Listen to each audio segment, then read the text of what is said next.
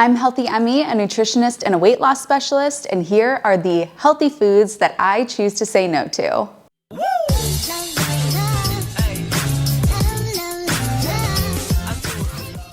In case you're new here, I am Healthy Emmie. I'm the creator of the Slim program, where you get customized meal plans, workout plans, daily meditations, journal topics, guidance from me, live Q&As, everything you could possibly need to achieve and maintain your ideal weight on a plant-based diet. So if you're interested in that, click the link in the down bar. Just because I say no to something doesn't mean that you have to. I hope that today's video can help empower you and educate you so that you can make an informed decision about your body and your health and whether or not you choose to put these foods in them or to pass on them.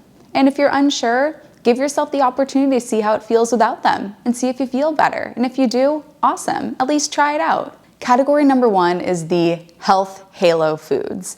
These are the foods where when you're walking in the grocery store, you see that they have a nice flashy label where they say gluten-free or vegan or dairy-free or sugar-free.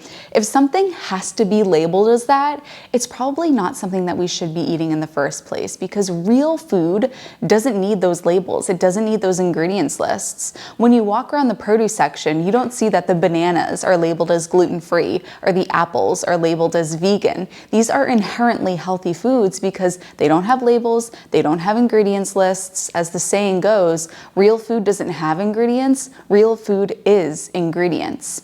And 9 times out of 10, these gluten-free alternatives, the vegan alternatives, the sugar-free, the dairy-free alternatives usually have more additives. I actually just recorded a short form video for YouTube Shorts where I'm talking about how, and for Instagram, TikTok and all that, I'm talking about how gluten-free foods often have more sugar and more fat, more oil, and more ingredients added to them to make up for the fact that the taste and the texture of gluten-free foods tends to be not as tasty. And that's not to say that these foods can never be eaten on occasion.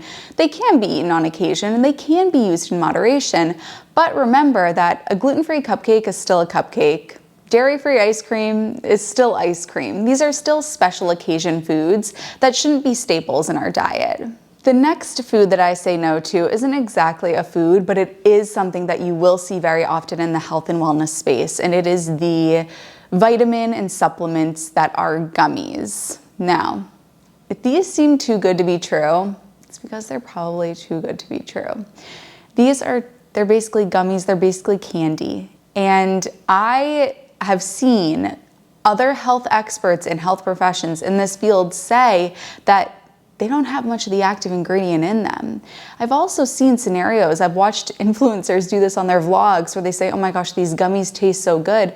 And they're just eating the gummies like it's candy. So they're eating a half a pack of these vitamin whatever gummies and just eating them like candy, which is, adding on extra calories, extra sugar, there's gelatin, and if they're the sugar-free ones, then they're gonna be made with sugar alcohols, and studies do show that sugar alcohols and zero-calorie sweeteners actually increase your hunger and your appetite and make you crave more sweets later on. So you're not doing yourself any favors by having these gummy supplements. You're adding sugar, and if you're not adding sugar and extra calories, then you're adding in these zero-calorie sweeteners, which will make you have more cravings later in the day. So what you think is a healthy thing to be doing, sorry, I keep going like this because I have a scratch. What you think is a healthy and helpful thing is actually causing you to make decisions around food that aren't the best for your health. It's for this reason that I created my supplements. I have a vitamin B12 supplement and a vitamin D3 supplement that don't have any of the gross additives, because pretty much all the ones that you're gonna find on the market do have GMOs and sugar and oil and gross stuff, and they're not vegan. So I have a vitamin D3 and a vitamin B12 supplement that doesn't have all of that junk added to it. Food number 3 that I'm gonna pass on are protein shakes. Protein shakes are seen as something that is convenient, an easy way to get in protein, but you can get all the protein that you need on a plant-based diet.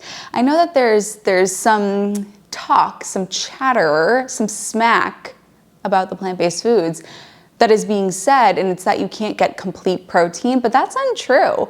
To give you an example, quinoa is a complete protein. So what is a complete protein? Protein is made up of amino acids, and there are 9 essential amino acids.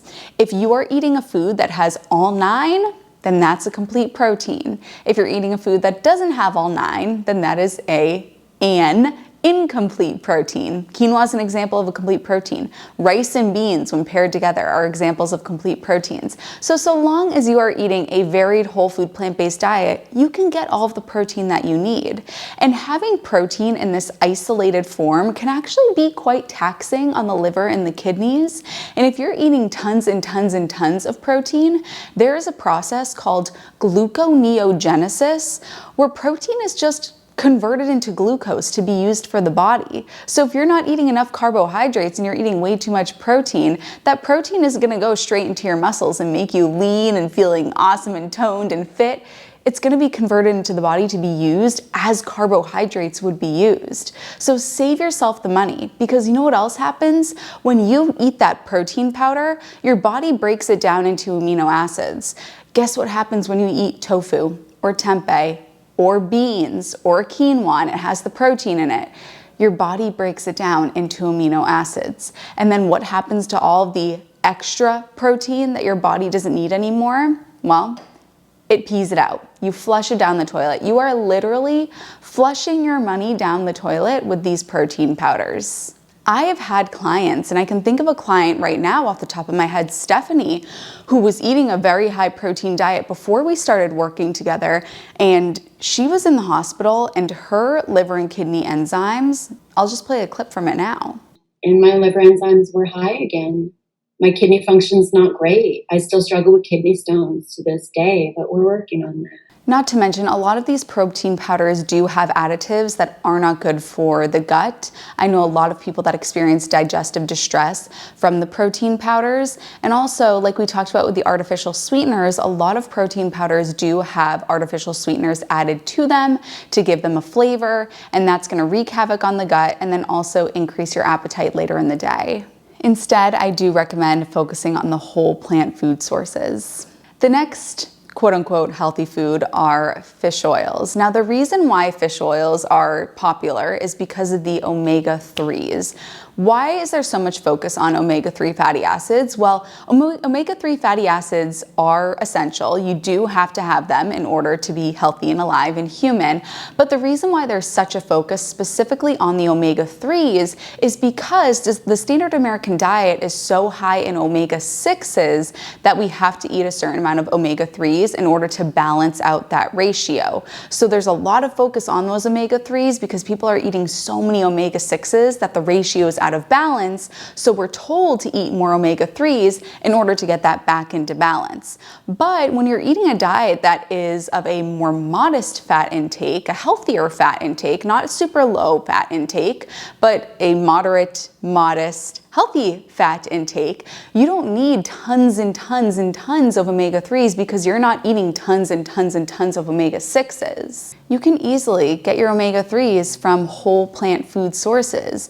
I have a tablespoon of ground flax seeds with my oats every day, which is a great source of omega-3s and also a great source of lignans, phytoestrogens to help with regulating female hormones. You also could use something like purslane, which is a great source of omega-3s. And let's think about, where do fish get their omega-3s? Fish don't just have omega-3s. They're not just born from their eggs loaded with omega-3s.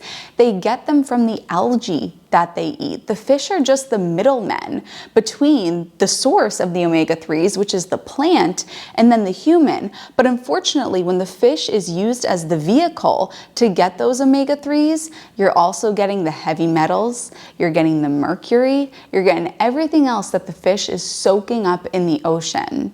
Next food is bone broth. Bone broth has become very popular lately, but let me tell you the truth about it. Bone broth contains collagen, and that's a big selling factor, is that it's going to be helpful in tightening your skin and giving you a more youthful appearance. But the collagen is not absorbed by the body directly, as it's thought to. You know, it's thought that if I drink the bone broth and I drink the collagen, then I'm going to absorb the collagen. But actually what happens is the body breaks down the collagen into amino acids, just like I was talking about earlier with what the body does with the protein. It is just gonna break it down into amino acids with the protein powder. So if you are going to your local health food store and you see the protein powder and you see the bone broth, don't be too fooled. Don't go and snatch it up, because guess what your body's gonna do with both of those? Break it down into amino acids. And also, you know, there are no free rides. So when you are eating that bone broth, you're also eating whatever it was that the animal was carrying themselves. So you're getting a lot of hormones that can cause hormone disruption. This is why adults can struggle with things like adult acne when they're consuming a lot of dairy, because of all the hormones that the cow has. So with bone broth as well, you are now having the animal hormones affect your hormones. Also, there can be heavy metals in the bone broth. It's not a free ride. It's not all good stuff. And then the last healthy food, this one just grosses me out. And I'm sorry if I'm gonna give you the ick on a food that you have liked for a long time, but there are plenty of other foods out there that can make a replacement for you on your plate. And I would personally rather know than not know. And it's salmon. Salmon just grosses me out for a few reasons. Number one, did you know that much of the salmon in the grocery store is actually dyed the color pink? So the color that you see of the salmon is not what it naturally is. Salmon can also contain parasites, pollutants, antibiotics. I've seen on TikTok, I have seen people taking videos of their salmon that they bought at the grocery store, their wild caught salmon, and you can see the parasites moving through it. You can see the worms moving through it. And then people will comment and say, well, that's why you cook it. That's why you're supposed to cook the salmon, to get rid of the parasites. I mean, you do you, but that's gonna be a no for me. Like I was talking about earlier with the fish oils, there are plenty of sources of omega-3s that you can go for without eating the salmon. Now, if you don't wanna have to think about what's healthy, what's not healthy, should I eat this, should I eat that, let me take care of all of it for you. When you're in Slim, I give you a customized meal plan, I give you a customized workout plan, I'll tell you exactly what you need to do. Because when you join Slim, I don't want you to have to think about it. Join Slim, get everything that you need from me, and we'll put it into practice and get you where you wanna be. If you made it to this point of the video, I want you to comment and let me know what the last meal you had was. I love you, honeys, and I'll see you in my next video.